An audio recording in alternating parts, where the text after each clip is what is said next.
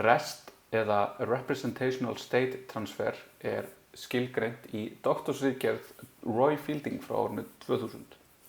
En REST er arkitektúrstíll fyrir vefþjónustur og bara fyrir almennt hugbúnað jafnvel, sem hunsar útfærslu og samskipti en einblínir á hlutverk eininga, samskipti eininganna og takmarkanir þar á.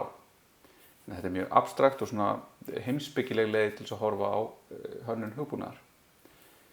Takmarkanirnar sem að REST skilgreinir eru 6 og eru að við höfum client server, það er samræmt viðmót sem aðskilur client og server, það er stöðulaust, það er engin staða geymd á milli beiðna clients og servers, það er cacheable, client getur geymt afrit af svarinu og svör verða því að skilgreina hvort það megi eða ekki. Við höfum lagskipt kerfi, client þarf ekki að vita hvort hann sé að tengjast við enda serverinn sem að er skilgreinir svarið eða hvort hann tengist einhverju millilið þar á milli. Kóði eftir þörfum sem er ekki krafist af stælum eða af þessum takmörkunum, að server geti sendt kóða til client til að auka virkni hans og að lokum þetta samræmda viðmót sem er grunnur af hönnun á REST-þjónustu, einfaldur og aðskildur arkitektúr, þannig að client og server geta vaxið óháð hvort öðru. Þannig að við getum látið clientin kunna einhverja ákveðna útfærslu hjá servernum, serverin getur bætt við og clientin þarf ekki að vita af þessum viðbótum. Þetta samræmda viðmót heldur síðan áfram og skilgreinir enn frekar að við erum að vinna með auðlindir. Við erum að auðkenna þessar auðlindir, við biðjum hana og fáum ekki hana sjálfa tilbaka, heldur einhverja ákveðna framsetningu á henni. Við biðjum notanda í kerfinu sem við erum að tala við, við fáum einhverja framsetningu á þessum notanda, hugsanlega sem í JSON-gögnum eða sem XML, þó að þessi framsetning sé ekki raun geymslu aðferðin af notandanum. Þannig að notandanum er geymdur í einhverjum gagnagrunni en við fáum einhverja ákveðna framsetningu á notandanum. Við höfum síðan sjálflýsandi skilaboð. Við eigum alltaf að vita nóg til að geta unnið með skilaboðinu og þau gögn sem við fáum. Þannig að við fáum villu og þá ætti villan að geta sagt okkur í hvaða reit eða í hvar í framsetningunni á hlutnum, á auðlindinni eru villur, hvernig getum við leiðrétt villuna og hugsanlega einhverjar fleiri upplýsingar tengdar villinni. Við vinnum síðan með þessar auðlindir í gegnum framsetninguna og client sem að þekkir framsetningu á auðlind veit nóg til að geta breytt henni. Þannig að við erum með notanda, við erum með framsetningu á notandanum, við viljum breyta netfangi notandans og þar er reitur á notandanum sem heitir e-mail. Þá getum við tekið það og breytt þeim reit í framsetningunni og sendt auðlindina, afrit af auðlindinni tilbaka sem ætti þá að benda til þess að við viljum breyta því sem representast í þessu e-mail-reit. Þannig að þessar framsettu upplýsingar notanda eru nægar til við getum breytt notanda. Og svo að lokum hefur við HTOAS. En HTOAS stendur fyrir Hypermedia as the Engine of Application State. Og það er þá þegar við erum með client sem þarf engar frekari upplýsingar en þær sem fást í byrjun. Þannig að við bendum á einhvern endapunkt, við framkvæmum einhverja aðgerð, við fáum tilbaka einhverja upplýsingar og út frá þeim upplýsingum og aðeins þeim upplýsingum getum við haldið áfram og gert þær breytingar sem við viljum gera. Og þetta þarna er skilgreint hypermedia til að komast áfram. Við fáum einhverja tengla til að fá frekari upplýsingar og breytum stöðu í gegnum þá tengla. Síðan höfum við Hypertext Application Language sem staðlar á einhvern hátt hvernig þessum upplýsingum er komið til skila. Þar sem að REST staðlar ekkert fyrir okkur eða segir okkur hvernig það eigi að setja það fram, aðeins hvaða hluti við viljum setja fram. Þannig hér er dæmið það hvernig við getum verið með eitthvað svar sem notar JSON, þar sem við erum að hafa einhverja tengla, við erum að vísa í sjálfa auðlindina sem við erum með, við höfum eitthvað href á þá auðlind, við höfum síðan einhverjar embeddaðar upplýsingar það að það er einhver höfundur og svo höfum við framsetningu á höfundi.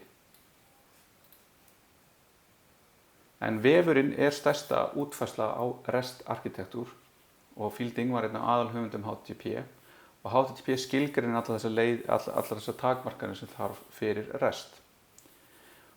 Við notum URL fyrir auðlindirnar okkar, það eru nafnorðin.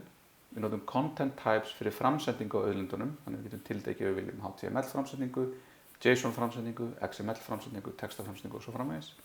Við höfum HTTP aðgerðir til að tilgreina hvað við gerum og það eru sagnirnar okkar.